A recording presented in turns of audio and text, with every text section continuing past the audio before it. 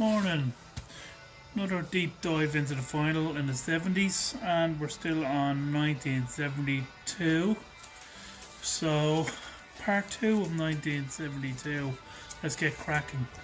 Great live album, Donny Hathaway Live. If you don't know this album, well worth checking out. Particularly for the track The Ghetto, which he splits the audience down the middle into male and female.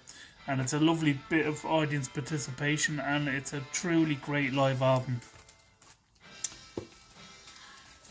Hawkwind. I'm going to try and pronounce it.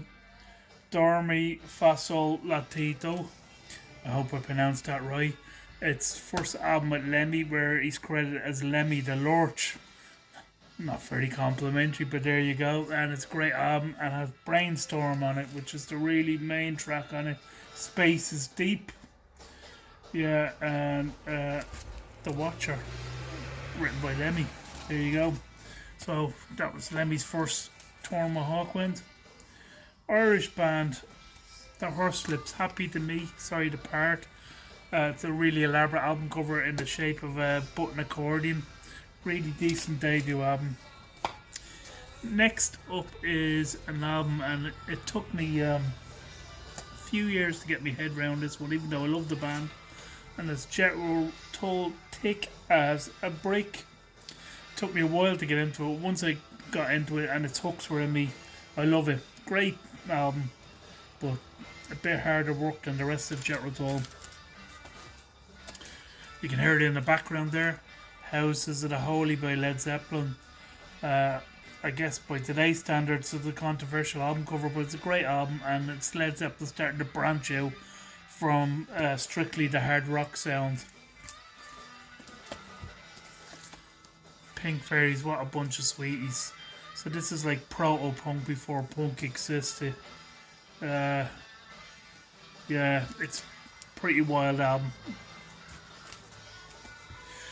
Sticky Fingers would be my personal favourite Stones album, but a lot of people swear by Exile on Main Street. It's sprawling, some of it works, some of it doesn't, but generally the tracks on this album are fantastic.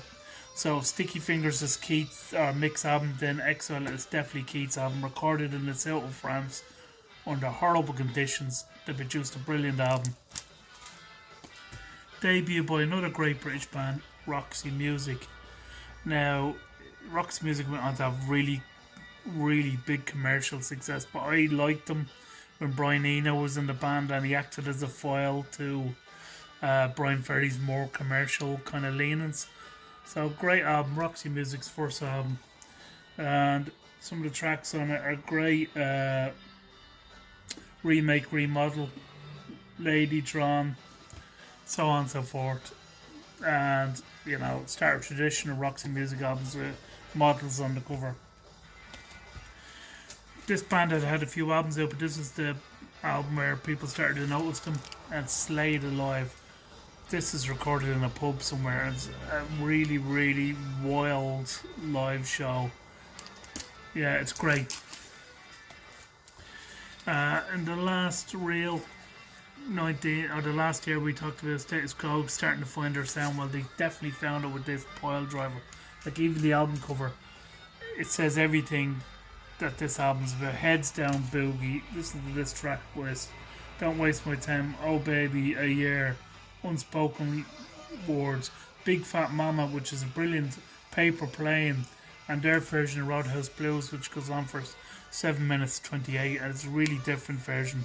But Big Fat Mama and Paper Plane became part of their live set for years. And we're going to finish with a bit of something different, a bit folk.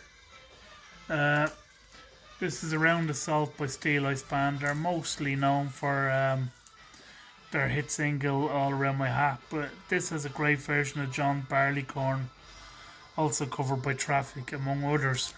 So that is the second part of 1972 wrapped up. If you want to see more of this content, follow me on YouTube and hit the subscribe button. The link is up there.